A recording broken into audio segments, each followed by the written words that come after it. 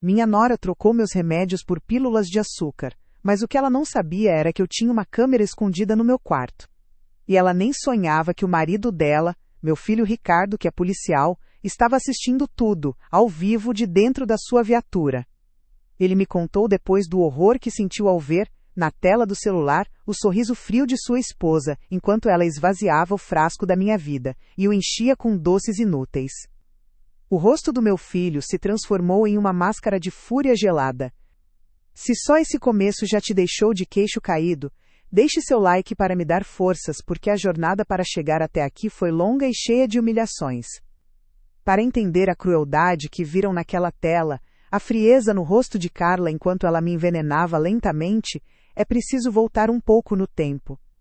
É preciso entender o mundo como ele era antes dessa tempestade, antes de eu descobrir que vivia sob o mesmo teto que um monstro. Minha vida nem sempre foi essa angústia silenciosa. Houve um tempo em que meu coração, embora já cansado pela idade, batia forte de alegria e de amor. Eu vivi por 40 anos no mesmo apartamento, um lugar pequeno, mas que transbordava de memórias. Cada canto tinha o cheiro do meu falecido marido, o som da risada do meu filho Ricardo ecoando pelos corredores quando ele era criança. Era meu porto seguro. Depois que meu velho se foi, Ricardo era tudo o que me restava. Ele era um bom menino, um homem honrado que se tornou policial, assim como o pai sonhava. Quando ele se casou com Carla, eu a recebi não como nora, mas como a filha que nunca tive. Eu vi o brilho nos olhos do meu filho e acreditava que a felicidade dele era a minha. O sonho deles era uma casa grande, com quintal para os futuros netos que eu tanto desejava. Mas a vida é cara, e o salário de um policial, por mais honesto que seja, não faz milagres. Eu vi a frustração nos olhos deles. E uma mãe não suporta ver um filho infeliz. Então, eu tomei a decisão que mudaria tudo. Vendi meu apartamento, meu ninho, meu santuário de lembranças. Lembro-me do dia no cartório como se fosse hoje. A caneta tremia na minha mão, não de arrependimento, mas de emoção. Cada assinatura naqueles papéis era uma declaração do meu amor por eles. Quando o dinheiro finalmente entrou na minha conta, não hesitei. Fui ao banco, pedi ao gerente para preparar um cheque administrativo no valor de R$300 mil, o valor total. Tudo o que eu tinha. Naquela noite, preparei o prato favorito de Ricardo, a lasanha que só eu sabia fazer. Chamei os dois na sala de jantar e, com as mãos trêmulas, entreguei o envelope. Ricardo abriu e seus olhos se encheram de lágrimas quando ele viu o cheque. Ele me abraçou com tanta força que pensei que meus ossos iam quebrar. Era um abraço de gratidão genuína.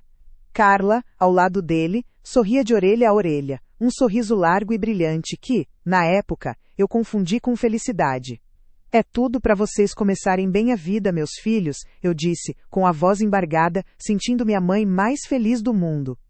A promessa era que eu seria cuidada para sempre naquela casa nova, que eu nunca estaria sozinha. Nos primeiros meses, eu realmente acreditei nisso.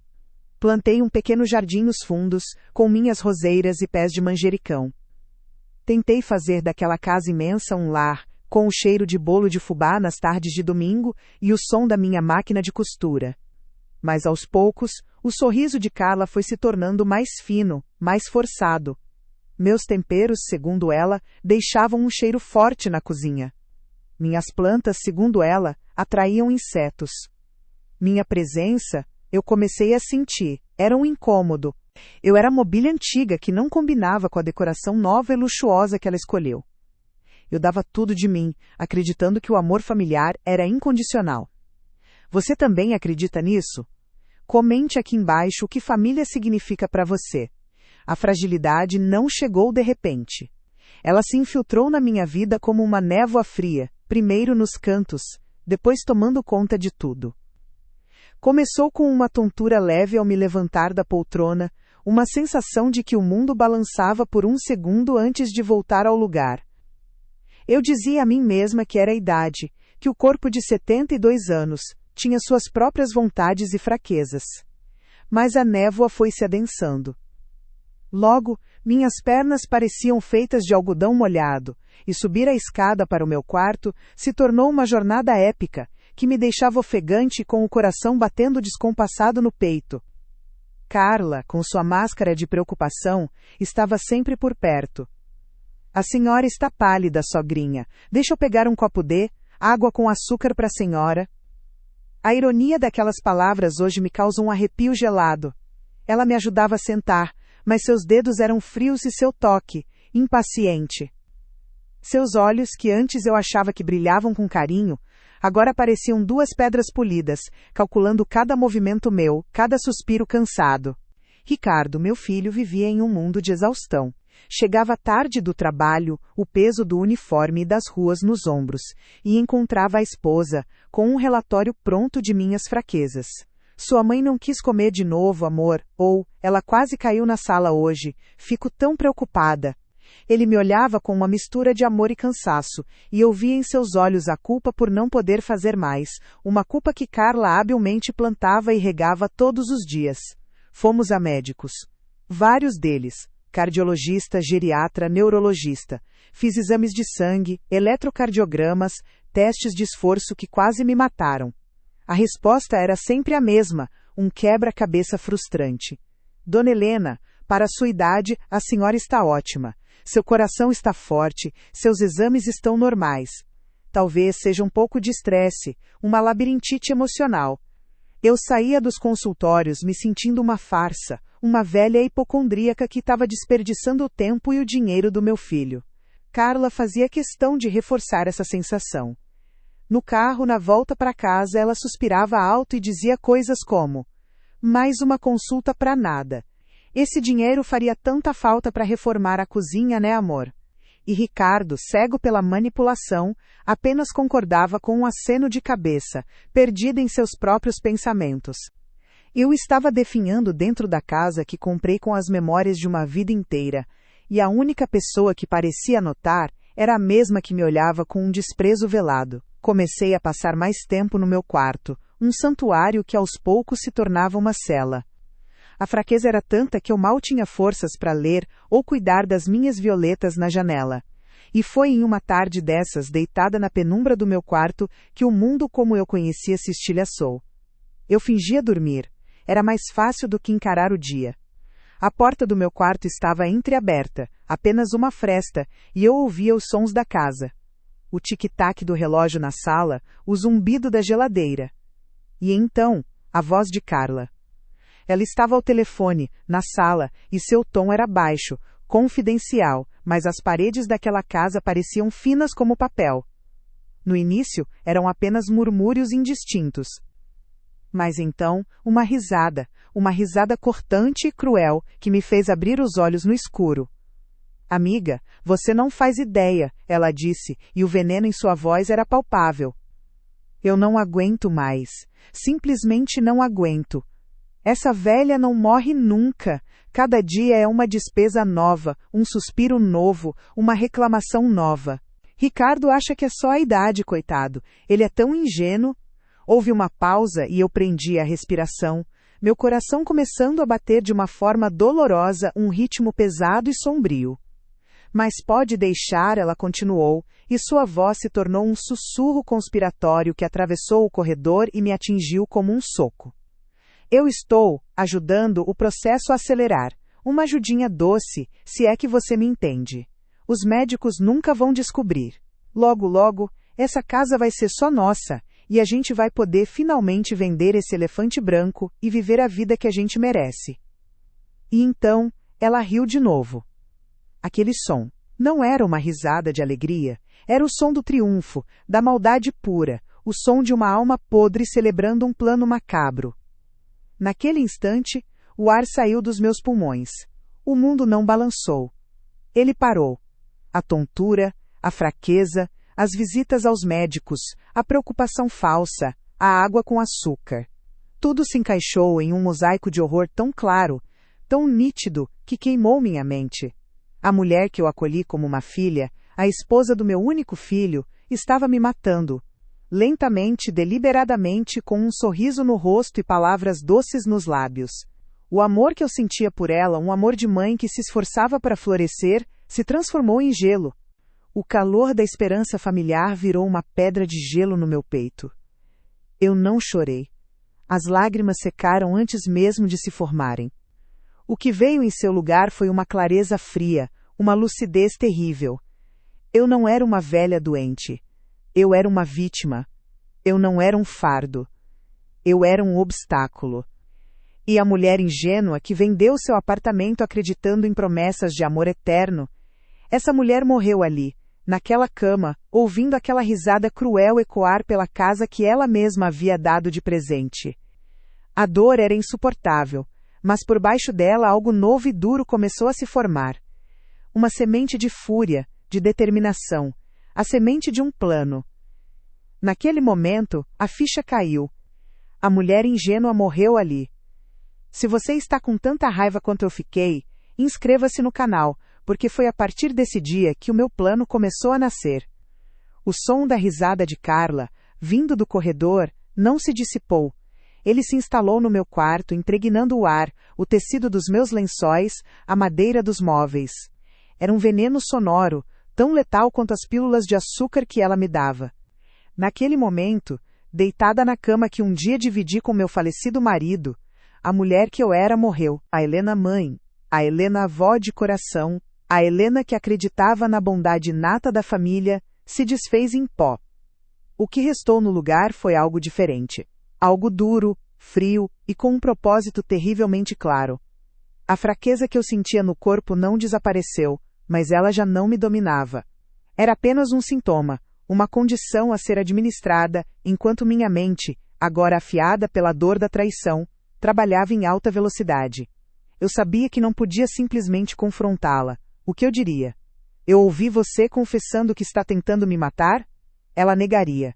Chamaria-me de louca, de senil. Usaria minha fragilidade contra mim, e Ricardo, meu pobre filho cego, acreditaria nela. Ele já estava tão exausto, tão manipulado pela teia de mentiras que Carla tecia todos os dias, que a palavra dela valeria mais que a minha. Ela o convenceria de que eu estava delirando, que precisava ser internada.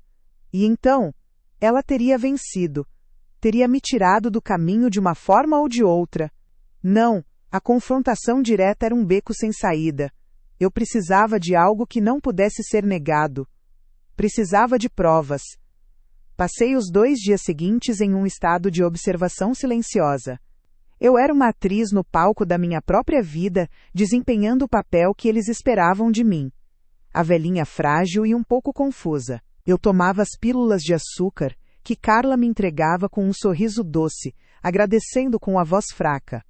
Cada vez que o comprimido insípido se dissolvia na minha língua, eu sentia o gosto amargo do ódio. Eu observava cada movimento dela. A forma como ela arrumava meus remédios na mesinha de cabeceira, o jeito como evitava meu olhar por mais de um segundo, o alívio em seu rosto quando eu dizia que ia tirar um cochilo. Ela achava que eu estava definhando, mas a verdade é que eu nunca estive tão viva, tão alerta. Eu era uma caçadora, esperando pacientemente na penumbra. Foi numa noite de insônia, enquanto o único som na casa era o tic-tac do relógio da sala, que a solução me veio à mente. Uma lembrança de anos atrás, logo após a morte do meu marido. O medo de ficar sozinha na casa nova, o sentimento de vulnerabilidade. Eu havia comprado uma pequena câmera de segurança, daquelas que se conectam ao celular. Era minúscula, quase imperceptível. A ideia era instalá-la na sala para monitorar a entrada, mas com a mudança e a rotina, a caixinha acabou esquecida no fundo de uma gaveta do meu armário. Naquele instante, no escuro do meu quarto, aquela caixinha esquecida se tornou a minha arma mais poderosa, a chave para a minha justiça. O passo seguinte era o mais delicado: convencer Ricardo a instalá-la para mim. E no lugar certo, eu precisava que a câmera estivesse apontada para a mesinha de cabeceira, o palco do crime diário de Carla. Mas como justificar um pedido tão específico sem levantar suspeitas? O plano se formou lentamente e cuidadosamente. Eu usaria a própria culpa dele como minha aliada. Esperei pelo sábado, um dia em que Ricardo estava em casa, mas visivelmente cansado do trabalho. Carla havia saído para o salão de beleza, uma de suas muitas despesas que ela jogava na cara do meu filho. Era a oportunidade perfeita. Chamei-o para o meu quarto, forçando a voz a soar mais trêmula e frágil do que o normal. Ele entrou, o rosto marcado pela exaustão. — O que foi, mãe? A senhora está bem? Eu apontei para a cadeira, ao lado da minha cama. Senta um pouco, meu filho. Ele obedeceu, o corpo pesado cedendo à cadeira. Eu peguei sua mão, sentindo os calos de quem trabalha duro. Eu sei que você se preocupa comigo, Ricardo, e eu não quero ser um fardo. Seus olhos se encheram de uma culpa imediata, exatamente como eu previra.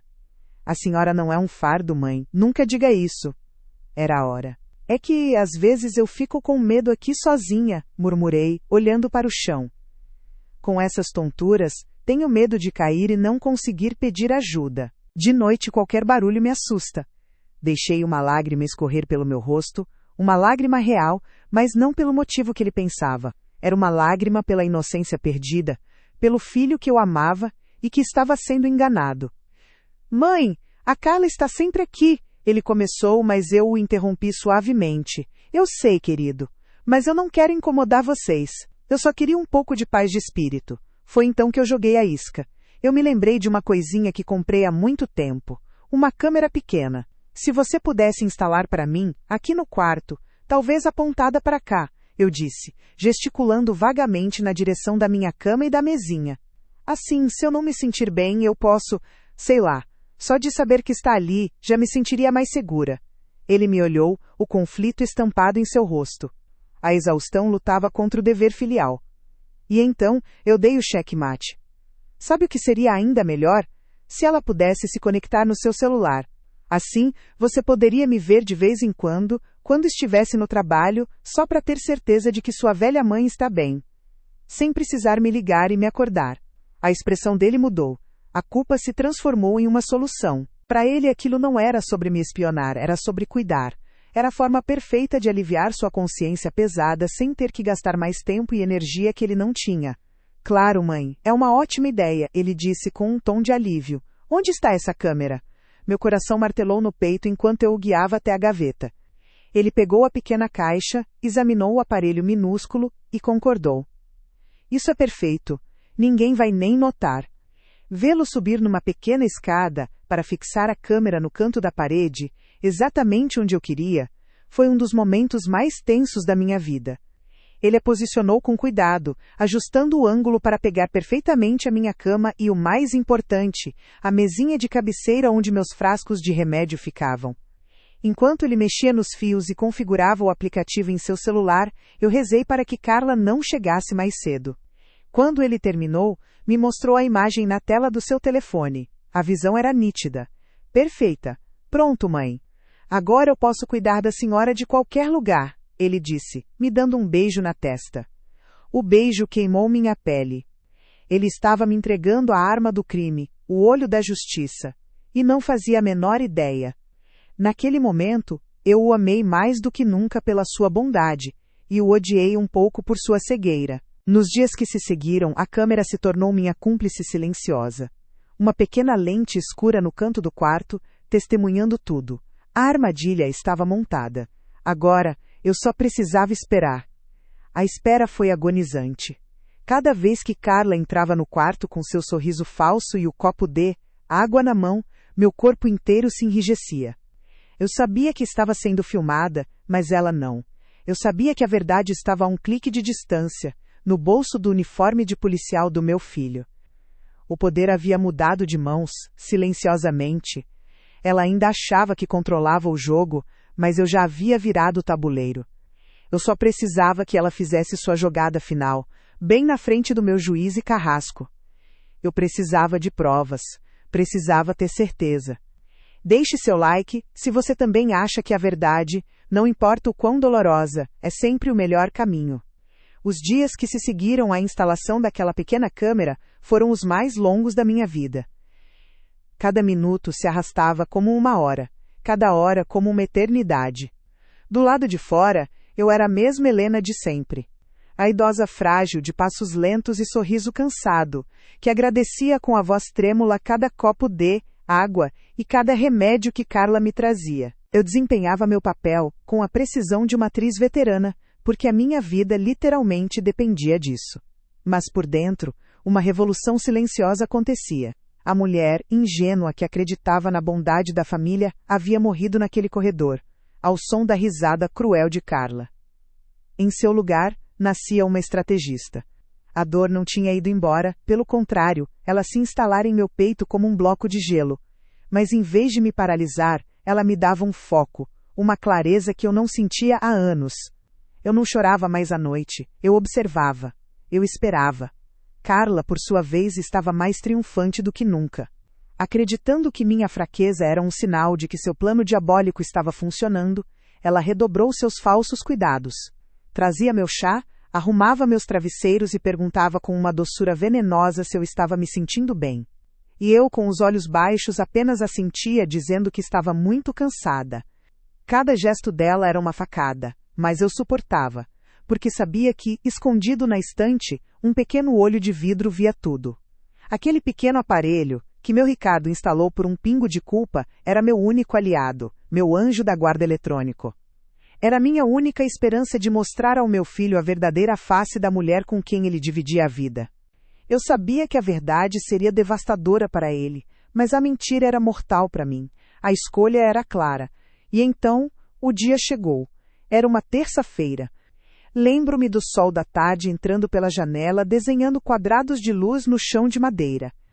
Eu estava deitada, fingindo um sono leve, com a respiração calma e ritmada que pratiquei por dias. Ouvi a porta do quarto se abrir com um rangido suave. Era ela. Carla entrou na ponta dos pés, achando que eu dormia profundamente. Senti seu perfume, um aroma floral e caro que, para mim, agora cheirava podridão e ganância. Ela parou ao lado da minha cama, e por um instante o silêncio foi total. Podia sentir seu olhar sobre mim frio e avaliador, como se eu fosse um objeto, um problema a ser eliminado. Foi então que ela se moveu. Com a delicadeza de uma ladra, ela pegou os frascos na minha mesinha de cabeceira. O som do plástico era quase imperceptível, mas para mim, soava como um trovão. Eu mantive meus olhos fechados, mas em minha mente, eu via cada movimento. Eu sabia que, a quilômetros de distância, numa viatura da polícia, a mesma cena se desenrolava na pequena tela do celular do meu filho. Meu coração martelava contra as costelas, uma mistura de medo e uma expectativa sombria. Era o momento. Eu ouvi o clique suave da tampa do frasco do meu remédio para o coração sendo aberta. Ouvi o chacoalhar dos comprimidos, os verdadeiros, os que me mantinham viva. E então, o som que eu jamais esquecerei, o farfalhar do saquinho plástico. O som da morte disfarçada de doce. Com uma frieza que me gelou a alma, ela despejou os meus remédios em sua mão, provavelmente para jogá-los no lixo mais tarde, e começou a reabastecer o frasco com as pílulas de açúcar. Uma a uma. Eu podia imaginá-la, com aquele sorriso presunçoso no rosto, convencida de sua própria inteligência, de sua impunidade. Ela fechou o frasco, colocou-o de volta exatamente no mesmo lugar e saiu do quarto tão silenciosamente quanto entrou. O poder secreto não era a câmera em si. Era a verdade que ela transmitia. A verdade crua, irrefutável, sendo projetada diretamente nos olhos do homem que precisava vê-la. Naquele exato momento, a bolha de mentiras em que meu filho vivia foi estourada da forma mais brutal possível. A dor da traição, eu sabia, o atingiria como uma onda gigante. Meu celular, escondido debaixo do travesseiro, permaneceu em silêncio por quase 1 hora. Foi a hora mais longa de todas. Eu não me mexi. Fiquei ali, deitada, o corpo rígido, a mente a mil. Quando finalmente vibrou, atendi com a mão trêmula. A voz do outro lado não era a do meu filho. Era de um estranho. Era a voz de um policial, que acabara de testemunhar a tentativa de assassinato de sua própria mãe, pelas mãos de sua esposa. A voz era baixa, controlada, mas por baixo da superfície, eu podia sentir a fúria de um vulcão prestes a explodir. Ele não gritou, não chorou. Ele apenas disse, com uma frieza que espelhava a minha, mãe, eu vi tudo. E então, ele me descreveu a cena do seu ponto de vista. Contou como estava parado no acostamento, em uma pausa no trabalho, e decidiu abrir o aplicativo para me vereador. Ele esperava me encontrar dormindo, talvez sonhando. Em vez disso, o inferno se abriu em sua tela. Ele me disse que o ar lhe faltou nos pulmões, que suas mãos se fecharam com tanta força no volante, que os nós de seus dedos ficaram brancos. Ele descreveu a confusão inicial, a negação, seguida pelo choque paralisante e, finalmente, por uma raiva pura e gelada que ele nunca havia sentido na vida. A dor da traição era avassaladora, ele confessou, mas algo mais forte tomou conta. O instinto de policial. O profissionalismo. A sede de justiça. Naquele momento, enquanto ouvia meu filho se transformar de vítima cega em instrumento da lei, a última gota de tristeza dentro de mim evaporou. O gelo em meu peito não derreteu, ele se solidificou, transformando-se em aço puro. A Helena frágil estava morta e enterrada. A partir daquele telefonema, não éramos mais apenas mãe e filho, éramos parceiros. A armadilha havia funcionado. A prova estava segura. O jogo não tinha apenas virado. O jogo tinha acabado para ela. E um novo jogo, o da justiça, estava apenas começando. Eles achavam que eu não tinha nada, mas mal sabiam eles do segredo que meu falecido marido deixou. O que você faria no meu lugar com esse poder em mãos? Deixe sua teoria nos comentários. Quando desliguei o telefone com Ricardo, o tremor nas minhas mãos havia desaparecido. No lugar do medo que me paralisava há semanas, instalou-se uma calma fria, pesada como uma lápide. A mulher que chorava baixinho no travesseiro, que sentia o coração falhar a cada tontura, tinha morrido. Em seu lugar, nasceu uma estrategista. A dor não havia sumido, ela apenas se transformou em combustível, em uma clareza cortante que me deu um propósito que eu não sentia desde que meu marido partiu. A justiça não seria apenas um alívio, seria uma obra de arte, e eu seria a sua arquiteta. Ricardo não voltou para casa naquela noite.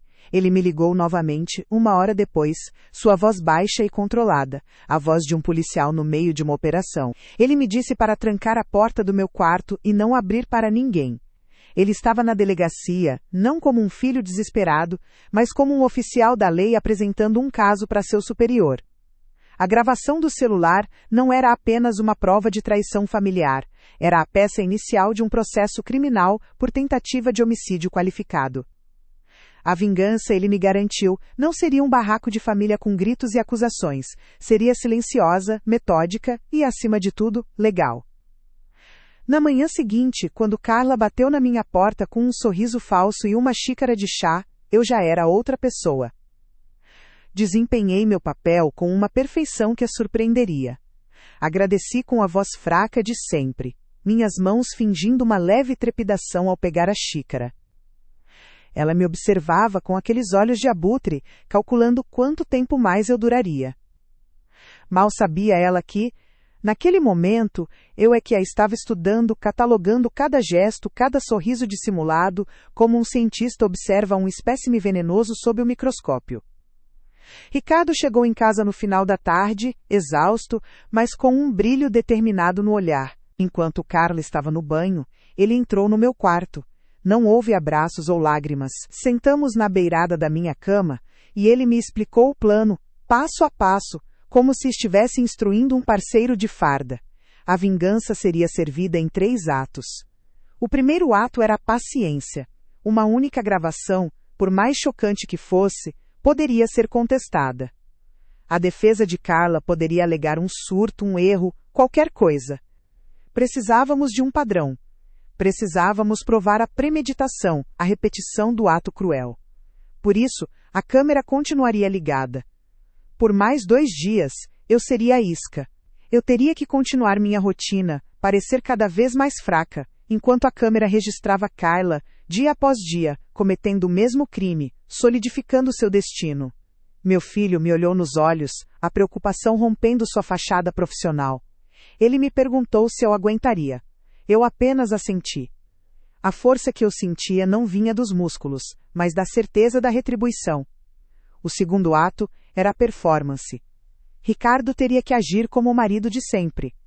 Cansado, um pouco distante, mas sem qualquer sinal de suspeita. Ele teria que beijá-la, jantar com ela, dormir ao lado dela, sabendo que ela estava tentando matar a própria mãe dele. Aquela era a parte mais difícil para ele, eu sabia, mas era essencial. A menor mudança de comportamento poderia alertá-la. Carla precisava se sentir segura, triunfante, convencida de que seu plano estava funcionando perfeitamente. A arrogância dela era nossa maior aliada. Pessoas arrogantes cometem erros, e nós estaríamos lá para documentar cada um deles. O terceiro e último ato seria a execução. Na noite do segundo dia ele chegaria em casa e sugeriria pedir uma pizza, um evento comum em nossa rotina. Seria o nosso sinal combinado. Ao sair para buscar a pizza, ele não iria à pizzaria. Ele iria se encontrar com seu parceiro, que já estaria posicionado discretamente na nossa rua, a paisana, em um carro descaracterizado. Eles teriam em mãos um mandado de prisão preventiva, fundamentado pelas gravações contínuas que a essa altura já teriam sido analisadas pela perícia. O meu papel nesse ato final era simples e crucial. Eu deveria aceitar o copo de água e a pílula de açúcar que Carla me ofereceria, como todas as noites. Eu deveria segurá-los na mão, sem tomar. A prisão deveria acontecer em flagrante, com o veneno doce na minha mão e a criminosa diante de mim, pega no ato final de sua crueldade. Não haveria espaço para dúvidas, para negações.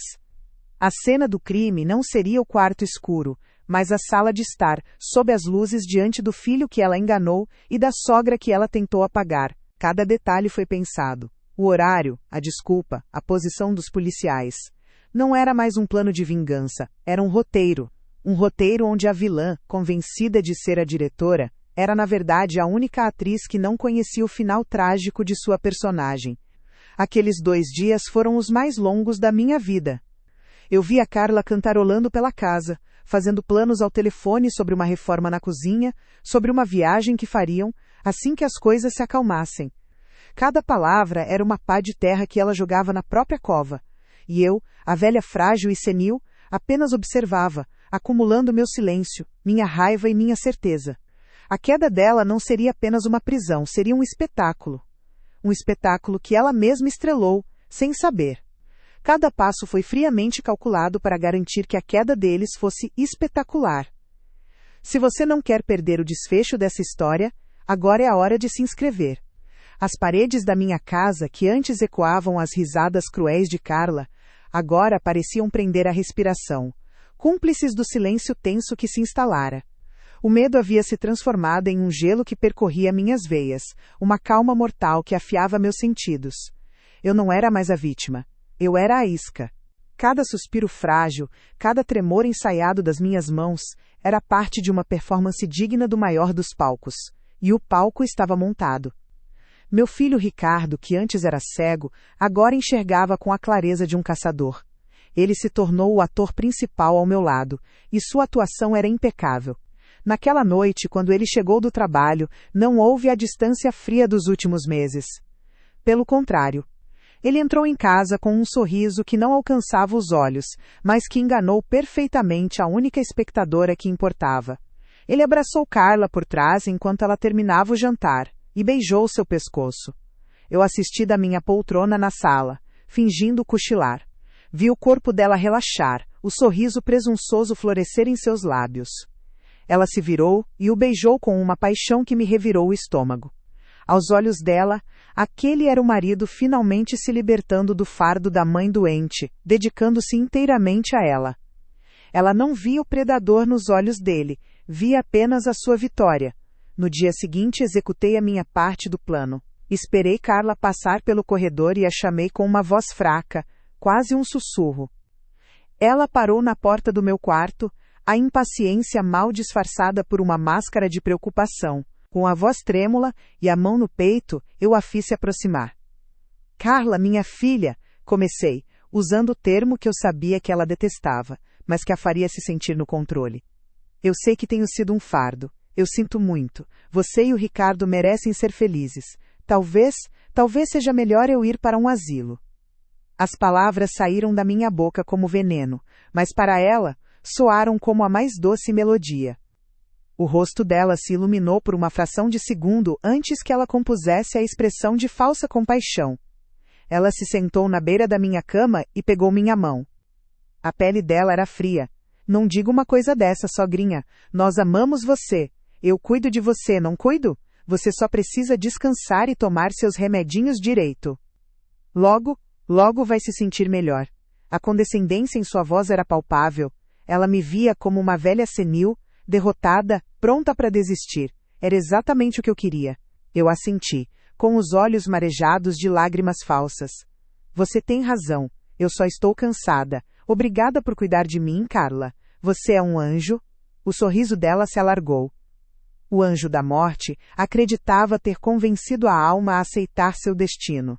As 48 horas seguintes foram uma tortura calculada. Cada vez que ela me trazia o copo D, água com a pílula de açúcar na hora do remédio, ela o fazia com um carinho enjoativo, um zelo macabro. Tome tudo, sogrinha, para o coração ficar forte, ela dizia, enquanto a pequena lente da câmera, minha única aliada silenciosa, gravava sua crueldade disfarçada de cuidado. Eu fingia engolir o comprimido com dificuldade, fazia uma careta e agradecia. Assim que ela saía, eu discretamente cuspia a pílula num lenço de papel. Cada pílula descartada era mais um prego no caixão que ela mesma estava construindo.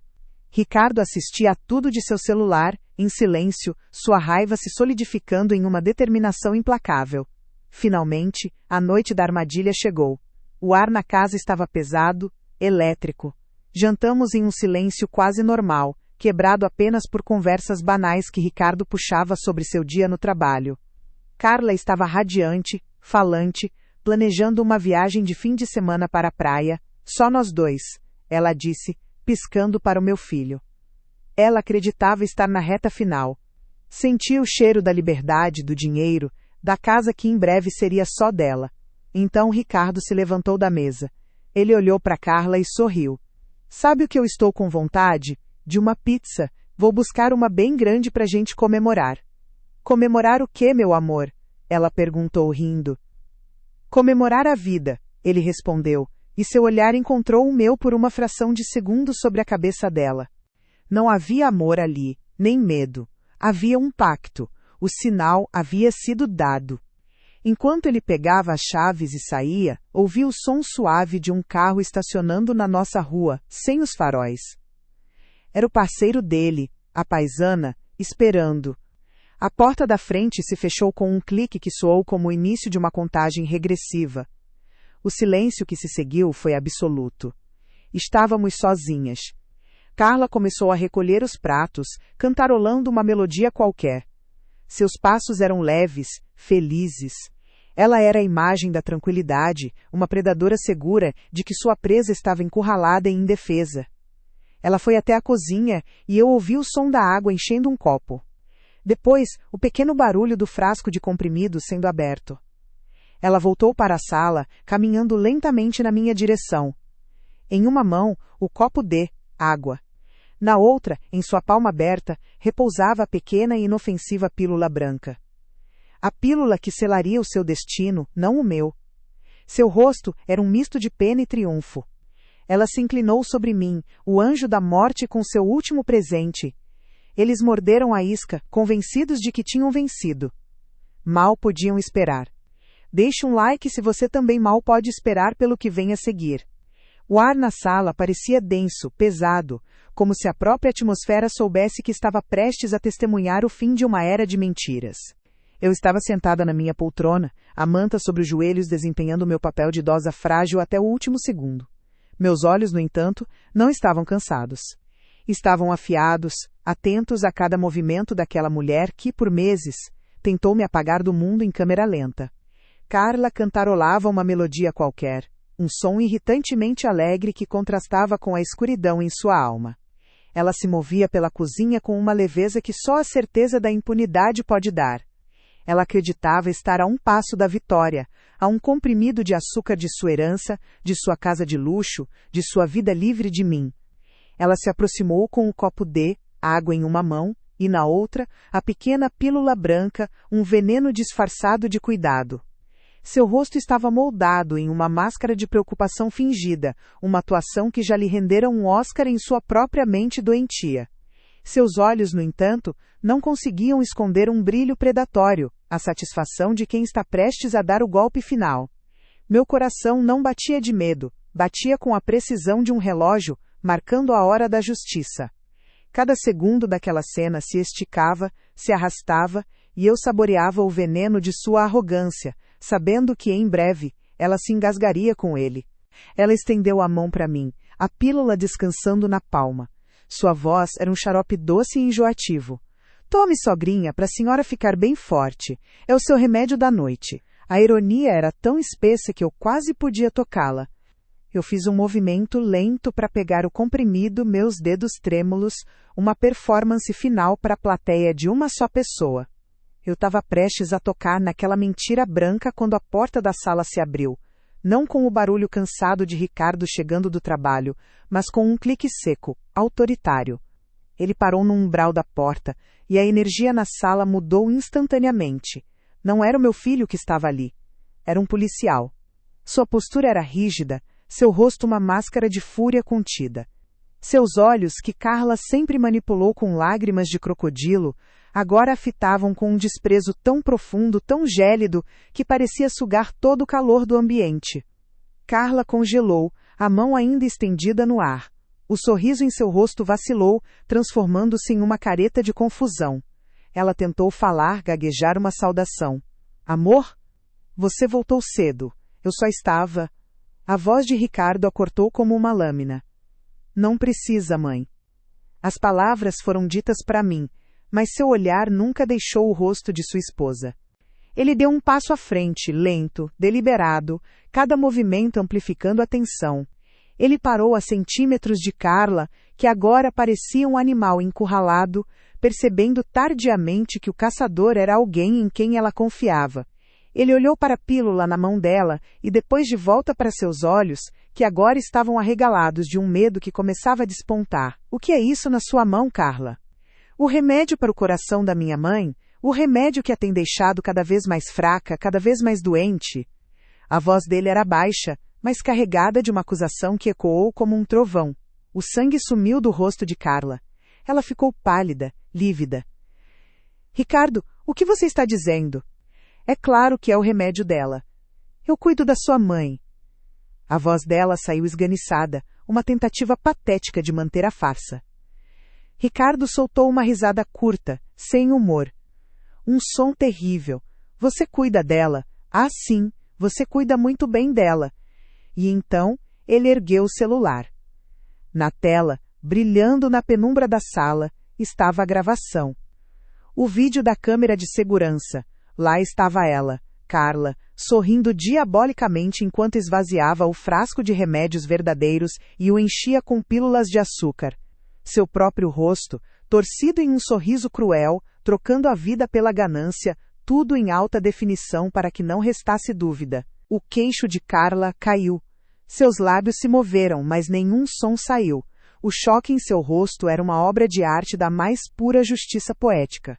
A confusão se desfez, dando lugar ao entendimento, e o entendimento deu lugar a um pânico animal, selvagem. Seus olhos saltavam da tela do celular para o rosto de Ricardo, para o meu rosto, e de volta. A armadilha havia se fechado, e ela só percebeu quando as mandíbulas de aço já estavam em seu pescoço. Ricardo, ela sussurrou, o nome dele se desfazendo em um sopro de desespero. Isso é um engano, eu posso explicar. Não, Carla. Você não pode, disse meu filho, sua voz agora completamente desprovida de emoção. Era a voz de um oficial da lei anunciando uma sentença. Carla, você está presa por tentativa de homicídio qualificado, por motivo torpe, com emprego de veneno e contra-ascendente. Cada palavra era um prego no seu caixão. Nesse exato instante, como se regido por uma orquestra divina, a campainha tocou. Um toque firme, duplo. Carla deu um pulo, o último resquício de esperança morrendo em seus olhos. Ricardo não se moveu para atender. Ele apenas continuou a encará-la enquanto a porta era aberta por seu parceiro, que já estava de prontidão do lado de fora. Um homem alto, de uniforme, segurando um papel em uma mão e um par de algemas de metal na outra. A justiça não estava apenas batendo a porta. Ela estava entrando, com um mandado. O mundo de Carla desabou em um silêncio ensurdecedor. O parceiro de Ricardo entrou na sala, seus passos pesados no chão de madeira. Ele não disse uma palavra, apenas se aproximou dela. O som das algemas sendo abertas foi o estalo que a tirou do transe. Ela começou a chorar, soluços feios, desesperados, de quem perdeu tudo. Não, Ricardo, por favor, pela nossa família, pelo nosso amor. Mas o homem que ela chamava já não existia. Em seu lugar, estava apenas a consequência de seus atos. Quando o metal frio se fechou em volta de seus pulsos, o som foi a melodia mais doce que eu já ouvi em toda a minha vida. Foi o som da minha paz sendo restaurada. A humilhação dela foi completa, pública e absolutamente merecida. A expressão no rosto deles quando tudo desabou foi impagável. Descreva essa cena em uma única palavra nos comentários. Quero ver as melhores. O som metálico das algemas se fechando nos pulsos de Carla foi a música mais doce que eu ouvi em anos. Não houve um pingo de remorso em seu rosto, apenas um choque selvagem, uma descrença de que seu mundo de mentiras estava desmoronando em tempo real, bem ali, no tapete da sala que ela tanto cobiçava. A máscara de boa esposa e nora cuidadosa derreteu, revelando a criatura feia e desesperada por baixo. Ela começou a se debater, não com força, mas com a agonia patética de um animal encurralado. Seus gritos não eram de arrependimento, mas de indignação. Ela gritava que era um erro, uma armação, que meu filho estava louco. Ela olhou para mim, seus olhos suplicando, não por perdão, mas por cumplicidade. Ela esperava que eu, a velha frágil, a defendesse. Eu permaneci imóvel, uma estátua de gelo.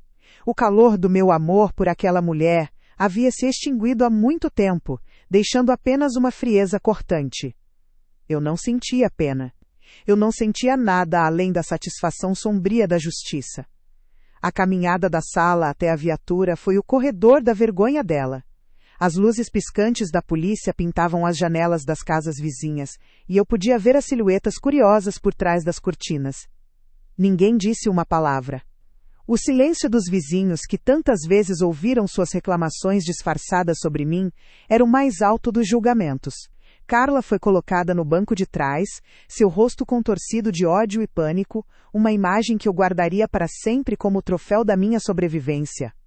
Quando a porta da viatura bateu, e o som da sirene começou a se afastar, desaparecendo na noite, Ricardo finalmente se virou para mim. Seus ombros, antes tão tensos pela operação, caíram. Havia lágrimas em seus olhos de policial, lágrimas de um filho que quase perdeu a mãe por sua própria cegueira. Ele me abraçou, um abraço que misturava vergonha e um alívio desesperado. Me perdoa, mãe. Ele sussurrou contra meu cabelo. Eu devia ter visto. Me perdoa. Eu não chorei. Eu não vacilei. A mulher frágil que Carla tentou matar não existia mais. Em seu lugar, estava uma muralha. Eu segurei o rosto do meu filho entre minhas mãos, forçando-o a me olhar nos olhos. A culpa não foi sua, meu filho.